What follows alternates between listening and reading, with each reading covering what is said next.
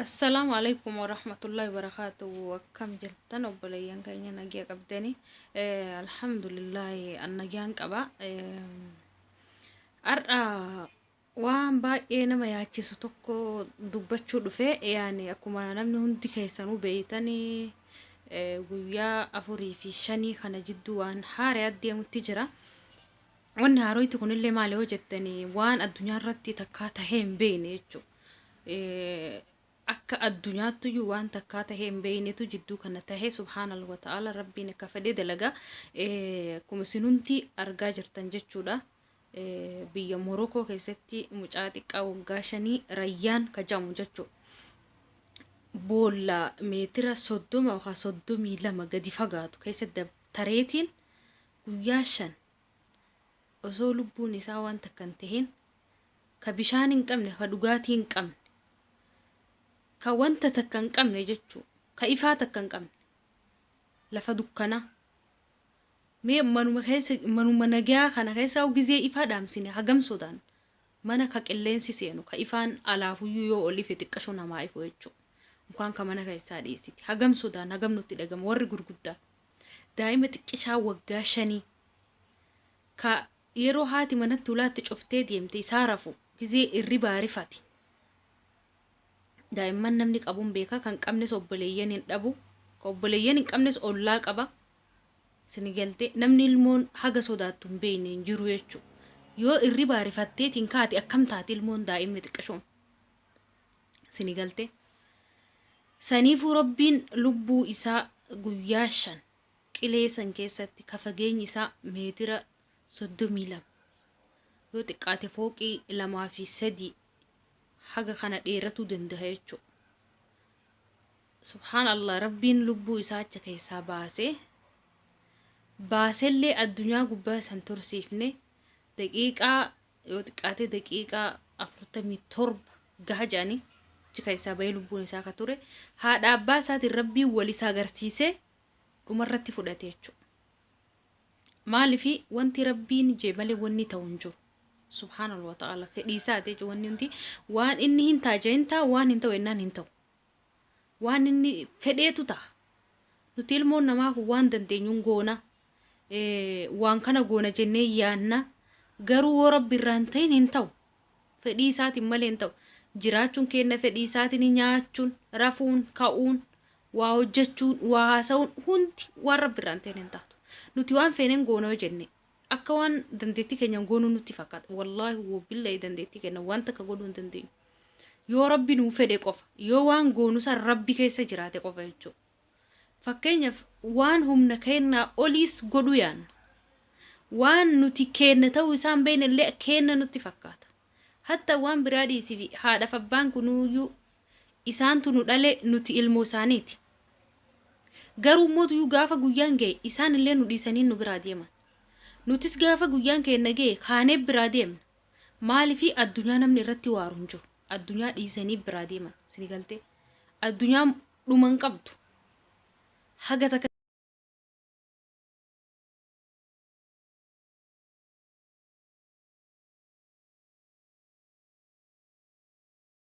akkasii obboleeyyan tiyya nama ajaa'iba dalagaan rabbii kun jechuudha baay'ee nama ajaa'iba wallahi laazim mee lubbuu daa'ima xiqqashuu tana dhiisiiti nama guddaa hoo ta'e boollaa gas fagaatu keessa kutee akkamii bahuu danda'a kun maali fedhii rabbiiti rabbiitu keessa jira waan kana wanna fideefillee isaatu beeka maaliif jennaan wanti kun erga wayiiti subhaanallah erga wayiiti rabbiin waan nu barsiisuuf fide jechuudha maaliifi an akkana godhuu danda'a gizee boolla san keessa jiru mucaan san hin duune eega boolla san keessaa bahee haadhaaf abbaa isaa argee ummata addunyaan liivii sa'aa 24 miidiyaan kumni meeqa achi gubbatti bahee wala moobaayilii jetta wala miidiyaa gurguddaa kan achitti baheeti laayivii dabarsaa ture jechuudha sa'aa 24 guyyaa 5 kana guutuu sinigalte addunyaa kana barsiisuuf fide rabbiin wanta takka gizee fide si barsiisuuf fida wanta kana ati irraa barattuuf fide jechuudha shayni tokko reefuun tana maal jedhanii mucaa kana rabbii waan addunyaa kana gubbatti khalaqeef waan addunyaa kana gubbaa fideef itti nu barsiisuu fi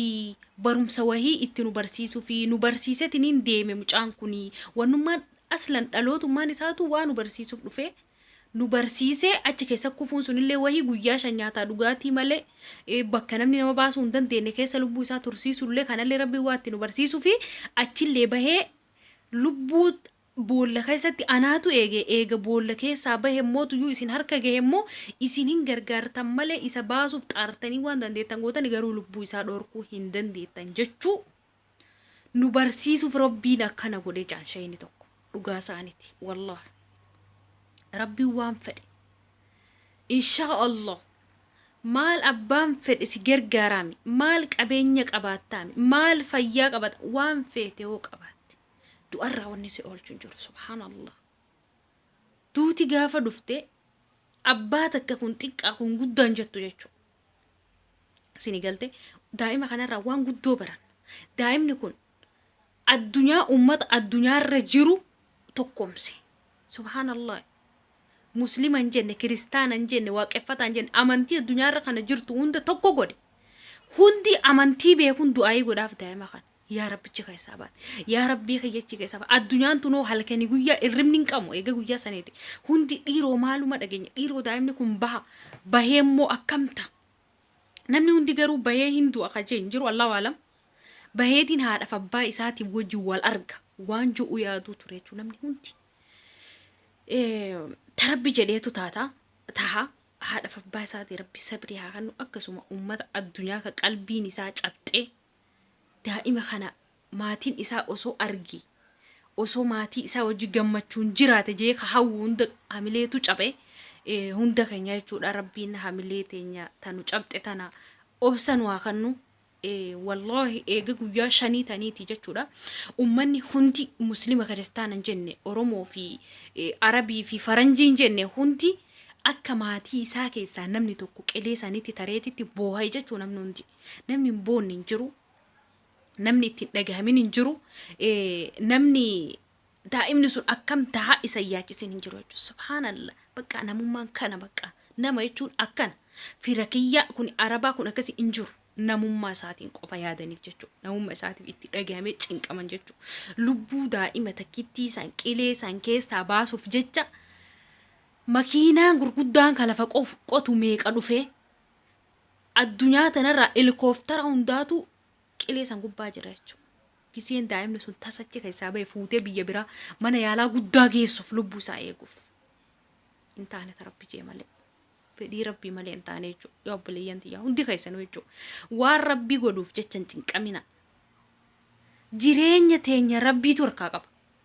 wallaahi waan dhabne jecha booyuu hin qabnu waan dhabdanii jecha booyuu hin qabdan maaliif jennaan waan rabbi siin kennin hin argattu waan rabbi siin qoodin hin nyaatuma kana hamma sitti kenname ol fudhattee gizii afaanitti hin deemtu yoo rabbiin isnii siin godhi yookaan hin nyaatta siin hin jenni hin nyaatu yoo nyaattee gadda barsitellee hin dachaafta keetii migdigaa hayyama rabbiitiin himti waan biraa dhiisii jaan muka baala mukarraa bu'u kana baay'inni isaa gana baay'ataa lakkoofteetu fixuu dandhabda ta'a garuu rabbiin baala mukaa tokkicha kan mukarraa bu'u tokkicha rabbiin hayyama isaatiin malee hin buusu jaan wannummaan takka hayyama isaatiin malee hin buutu mixii xixiqqishuu lafarra deemtu ta herrega isii nuti hin beeyne tan rabbiin herrega isii beekala mixii takkitti sini galte maal jedhan xixiqqeennaa rooba mixiin hin dararre jaanii bar mixii tana roobni hin dararre jaan xixiqqeenne isiiti suuta deemsaa akkasuma maal jaan qocaa riskiin hin dabarre jaan bakka silaa rabbiin nyaataa dhugaatii jireenyi isaa kaa'eef suuta deemetuma bakka san gaha jechuu maalifi riskii rabbii malee hin taatu allaattii samirra barartu tun riskii qocaa kaayameen fuutu jechuu yoo rabbi qoodiif malee yoo qooda rabbii taate malee isini galte lubbuun teenyallee akkasuma haga rabbiin nu jiraachisa jiraanna gaafa rabbiin hin kaatan jee makaan abbaan fedhe qabeenya feene qabaanne feenu dandeettii feenu qabaanne feetu beeta mangistii keessa teenye feenukki feenetti akka qilleensi takkallee nu dhagarre nu dhibamnel fi maaliin taane lubbuu teenya eegaa oolullee gaafa rabbiin dhufee kaje ka'um namicha tokkotu jani biyya annoo kana keessa kaansariin akka isan qabneef doktoroota addunyaarraa qaxaratee abbaa qabeenyaatii nama guddaa beekamaadha. Kaansariin akka isan qabneef jecha if eeggannoodhaaf doktoroota adda addaa kana fidee akkasitti uf eeggannoo godha jira. Achumaan maal jedhanii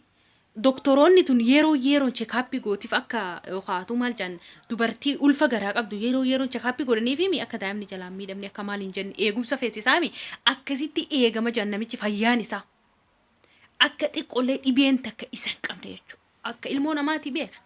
Waan ilmoon namaa godhaa jirtu godheenni akka fiitetti. Sini galtee garuu yeroo booda osoma yaalamuuti osoma laallamuu guyyaa tokko keessatti kaansariin ajaa'iba ka doktoroota kanaa ol humna isaaniitti ol ta'u keessatti argame jechuudha. Maal godhuu danda'a osoo of eeguu qabee mire qabee jennaan haakimillee yaalallee dadhabamee du'e saniin addunyaa tanarraa gale. Ati waan feetee qabaatte yaala feetee hordofte maalii feetee taate lubbuun tee rabbi harka jirti subhaanallah wa ta'ala. Rabbi malee namni si eegu hin jiru. Waan feetee dhabde waan ati jaalatu takka yoo si jalaa bade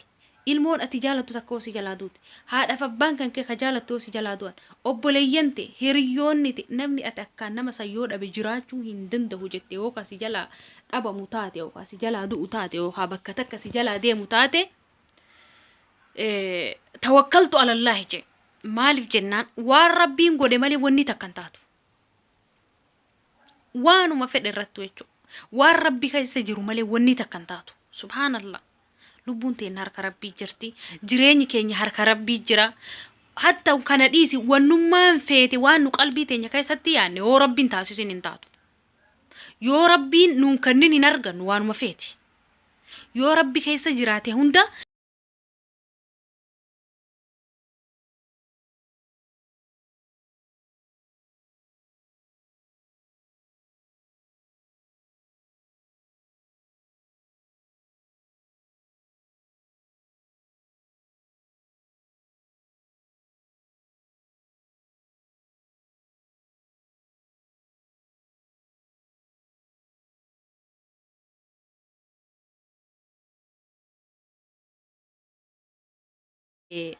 keetii miti yoo jaanillee waan rabbiin sii kanne tokko namuutu seerkaa fudhatu hin danda'u. Waan rabbi siin kennin tokko immoo argachuu hin dandeettu abadan. Waan qooda rabbii ta'uu hin beekne, waan rabbiin umrii kee haga si jiraachisu hin beekne, waan haga ati addunyaa kana gubbaa turtu hin beekneef jecha nama hassadiin. Akkasii obboleeyyan tiyyaa rabbiin haadhaaf abbaa isaati sabrii fi wallaahi maaliin isaanii jaa wallahi rabbiin imaana isaanii haa kennu namni ilmoo qabu hin beeka gubaa ilmoo hin beeka wallahi unkaan akkasitti boolla haga sanii keessa turuu isaa guyyaa haga sanii akka haadhaaf abbaan sun itti jiraatan nu hin ambaa kadaa'ima kanan beeyin oonlaayina gubbaa qofatti argine akkasii kamaraatu oolle isaan haadhaaf abbaan isaan dhalan akkam akka tahan hundi keessanuu ka ilmoo qabdanis ta'e kan qabne hin beeytan jeetii yaada. Rabbiin sabrii fi imaana isaanii haa kennu jaannata keessatti rabbiin nama isaanii xabaqaa dhaabatee isaaniif dubbatee rabbii isaaniitiin badii isaanii irra rabbiin tareef walitti araarsee shafaa isaanii ta'u rabbiin isaanii haa godhu hundi keessan akkasuma jecha jedhaani addunyaa irratti dhabullee haadhaaf abbaa ofii akhiratti inshaallah rabbiin kennaa fi akkasuma isaanillee addunyaa irratti ilmoo isaanii dhabanillee akhiratti hin dhaban jeetii yaada inshaallah rabbiin haa qoodu fi garuu waan namatti tolu takkaa jira laal. Waan kana keessatti waan namatti tolu takkaa jira. Biyya itti lubbuun daa'ima waggaa 5 addunyaa guuturratti itti beekamtee itti qabeenya qabu mootummaan biyya sanii fi uummannis itti gadi fixanii lubbuu daa'ima kanaa baasuuf wanni isaan godhan waan baay'ee nama gammachiisu jechuudha. Baay'ee nama gammachiisas namatti dhagahamas. Maali jennaan nuti biyya teenya Itoophiyaa jedhamtu san keessatti yookaatu Itoophiyaa jennee hayyee jedhamtu san keessatti Oromiyoo jennee nun jaalatan isaanuu nutiin jenna garuu walumaa galatti Itoophiyaa biyya jedhamtu san keessatti guyyatti lubbuun nama meeqaa dhumaa oola. Ka miidiyaa irratti ol bahee beekame takka takka ka osoo miidiyaan hin beekne baadiyyatti magaalatti kana kanatti hidhatti tumatti ajjeefame waa meeqa ta'u nama meeqa akkasuma biyya namaa keessatti bakka kun bakka hidhametti kun rakkoo adda addaatiin lubbuun uummata keenyaa guyyaan guyyatti dhumutti jirti. Kana namni dubbatu hin jiru. sinigalte namni kun nama kiyyaa ilmoon tiyyatuun yookaan lammiin tiyyatuun kaatee biyya namaa keessa gubatteetiin hidhamtee gubataa jirti kajuu hin jiru hin qabnu mootummaa waan ta'eef. Saudi Arabiyaa keessatti daa'imman qacaleen daa'ima tana hin geenne daa'ima amma du'e kana hin geenne meeqatu du'e mana hidhaa keessatti naa himaame obboleeyyan tiyya. Ijoolleen dargaggeessi dubartiin dhaluuf guyyaan itti dhiyaate fa'aa kaatee mana hidhaatti hidhanii keessa dhaltee fa'aa ilmoon jalaa duutta isiin achi duuta meeqaa jira. Tawaan nyaattu hin qabne tawaan irra ciistu hin qabne bolaaxaa qullaa lafa kana keessa qorraa kanarra feestaala gurraacha zibaalaa uffatanii kasi jiraatan jechuun waan nyaatan dhugan hin qaban yaa obboleeyyan tiyya. Rabbiin isinitti agarsiisu. Osoo ufooqan fuulli isaanii dhumee harki isaanii dhumee waan nyaatan hin qaban waan dhugan hin qaban. Bishaan ho'aa ijaan hin argan bishaan qorraa ijaan hin argan bishaanuma nagayaa kan dhugan bishaan qulqulluun argatan. Eeshima takka nyaataniitiin yoo har'a argatan boru argatuuf haadha yaa obboleeyyan tiyya. Waggaa tokkoo fi waggaa lama dabarsuuf jiran. Mootummaan ijoolleen tun lammii kiyyaati naa galchi jeeni mootummaa sanii wal ta'eetiin biyyatti galchin jiru mootummaan qabdu waan ta'e Itoophiyaan mootummaan qabdu waan ta'e sini galte lammiin biyya biraa ilmoo daa'ima xiqqashuuf jecha akkatti addunyaa meeqa gadi naqanii birrii meeqa facaasanii akkatti lubbuu namaa achi keessaa baasan waan dandahan godhan muhimmiin amma wanni isin beekuu qabdan ilmoon tun baatee jiraachuu miti ilmoo tana baasuudhaaf waa meeqa godhaniidha amma fardiin. Waa meeqa godhanidha isaan waan danda'an hunda godhan addunyaa qaban tana hunda baasan waa hunda gadi naqanii maal jedhanii tattaafatanii rabbiin hin feene hin jiraanne mucaan garuu isaan waan danda'an godhanii jira. Kenna hoole ka lubbuun nama guyyarraa guyyatti dhumtu ka akkasitti fixu ka dachii rabbii kana bolaaxarra ciisan gizee oo'aan gubatan gizee qorraan gubatan feestaala gurraacha uffatanii jiraatan waan nyaatan waan dhugan hin qaban. Sini galte. Garaagarummaa biyya teenyaa fi garaagarummaa biyya biraa laala. Garaagarummaa mootummaa keenyaatiif garaagarummaa mootummaa biyya biraa laala sinitti aadagaman obboleeyyan tiyya. Sini galte lubbuu takkittii fi lubbuu kuma miliyoona meeqaa walitti kasilaa hin dhufne daa'ima xiqqishuu tana gargaaruuf jecha addunyaan akkasii boottee ummata keenya ka guyyarraa guyyatti akkatti dhumu namni dhagahuuf jiru dhabame jechuudha. Namni obboleeyyan teenya tun yoo xiqqaate banii aadamii ilmoo namaati. Muslimaa fi kiristaanaa fi miti Itoophiyaa fi Ameerikaa fi Maali fi miti ilmoo namaa ta'uu qofaan silaa nu dubbatamuu qaba obboleeyyan teenya Saudi Arabiyaa akka dhumaa jirtu tana dubbatamuu qaba sila addunyaan takkittiin nu jalaa gurra ol fudhattee nu dhageeffanne jechuudha. Wanni akkas ta'e mootummaan keenya osoo ka dubbatu taate addunyaan isa gargaarti. Ka inni hin dubbanne maal godhuu qabdi addunyaa maaltu sii galte yoo abbaan iyyate ollaan iyya namaa baajan yoo inni dubbatiin maaltu ka'e haadhumanii inni numaatu kirraa dhuman fedha. Irra caalaan immoo lammiin gubataa jiru akka Itoophiyaa walii galaatitti illee jiraatullee lammii Oromooti. Oromoon bakka hundatti kabajaan argattu. Ka tumamu Oromoo, ka hidhamu Oromoo, ka hidhaa bakka biyya alaati biyya keessatti dhumatu Oromoo. Biyya keessa illee kabajaan jiraatutti hin jiru dhumaa jira lubbuun isaanii rakkoo guddoo keessa seenaa jirti jechuudha. Namni isaaniif dubbatu hin jiru. Namni nu iyyaafatu hin jiru jechuudha. Lammiin teenya akkatti biyya namaa keessatti dhumaa jirti ammallee ergaa dhumaa wanni isinii qabu Oromoo teenya. Wanni kun gorsa isinii haa ta'u akkasuma Oromoo qofa osoo hin ta'in ilmummaan nama ijoollee teenya Saudi Arabiyaa keessatti dhumaa jirtu tanaaf sagalee tahaa fi rabbii ishaati. Sagalee tahaa fi sagalee haa taanuu fi bakka jirtu. Maaliif jennaan bakka jirru yoo nu sagalee taaneef rabbiin furmaata wayii fiduu fi danda'a. Amma fakkeenyaaf mucaa kana jechuudha addunyaan guutuun fuulatti gara galfattee gara mucaa kanaa deebitee miidiyaa fi wanni adda addaa gara isaanii deebi'ee gara isaa deebi'ee rabbiin lubbuu isaa achi keessaa baasee fedhii rabbii waan ta'eef fudhate rabbiin ufii uummate waan ta'eef. Obboleeyyan teenya tanallee odoo nuti jabaannee sagalee taanee fi biyya keessa fi biyya alaatti cimneetiin akkuma duraa sanii fi sandaran iyyaa turre iyyinee lubbuun isaanii kun achi keessaa bahuu danda'a jechuudha. Obboleeyyan tiyya haadha takkittii ilmoo tokkicha qabdu fa'aa jira. Kan tala takkittii qabdu sababa rakkinaatii biyyaa baafattee ergatti fa'aa jira jechuudha. Meeqa gaafa ilmoon isaanii irraa hidhamte waan nyaatu dhabee waan uffatu dhabee rakkoo duraan kan ilmoon isaanii gargaartu irraa rakkoo keessa seene meeqa jira jechuudha. Manni haala akka saniif wanniin ergaa dhumaa isinii qabu obboleeyyan tiyya ijoollee Saudi Arabiyaa jirtuuf sagalee tahaa fi ka biyya keessatti hidhaa jirus nama meeqa ka dararamaa jiru haga tokko nuu bahee alhamdulillah kabahees bahe kahaafis akka nuu bahu kabiyya keessa fi kabiyya laatilee sagalee tahaa fi keessa ijoolleen Suudi Arabiyaa biyya ofii keessa hin jirtu lubbuun isii lubbuu saree hanqattee jirti nyaataa dhugaatiin qabanii uffatan qabanii dachii bulaa xarra ciisaa jiranii obboleeyyan tiyya du'aa illee godhaaf sagalees tahaaf bira dhaabbadha halkanii guyyaa hin nyaatinaan dhugina warri miidiyaa gurguddaa qabdanis warrummaan dandeettii dhageettii rabbiin isinii kanne ijoollee bakka jirtani rabbii jedhaati obboleeyyanti sagalee tahaaf ijoollee tan akka rabbiin achi keessaa baasu nu godhaan isiniin jaa galatooma hundi keessanuu gadda amilee nama cabsuu jira rabbummaan ka gadda tana sumatti nurraa haa dhaabu akkuma rayyaanin qilee meetira 32 san keessaa baasetti obboleeyyan teenya ta Suuditti gubataa jirtu ta mana hidhaa biyya teenya keessatti illee gubataa jirtu rabbiin baasee nu haa gammachiisu wanni xiqqoo hamilee nama cabsu du'uu isaati malee achi keessaa bahu namni hin gammadin hin jiru namuu daqiiqaa dhumaa ta lubbuun isaa achi keessaa ol baate hatta lubbuu miti du'ellee osoo du'allee achi keessaa bahee bahuu san namni hundi eeggataa ture jechuudha. Rabbiin ta daqiiqaa dhumaa san nu garsiisee ta dhumaa ta biraa nu garsiisee jechuudha du'aan addunyaa tanarraa deemu kun